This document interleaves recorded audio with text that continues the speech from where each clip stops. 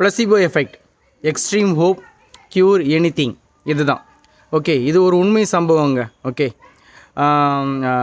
தந்தை மகன், தந்தை வந்து கொஞ்சம் வயசாகி உடம்பு சரியில்லாமல் இருக்கிறாரு. அவர் ஏதோ ஒரு வியாதியால் இருக்கார்.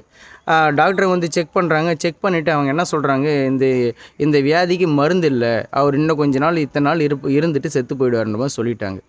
மகனுக்கு இந்த பிளசிபோ எஃபெக்ட் பற்றி தெரியும். சரி, மொத்தம் நம்ம தெரிஞ்சு போச்சு, நமக்கு எதுவும் பண்ண முடியாதுன்னு தெரிஞ்சு போச்சு. அவன் என்ன பண்ணால், அவங்க அப்பா வந்து மிக சிறந்த இறை பக்தியாளர்.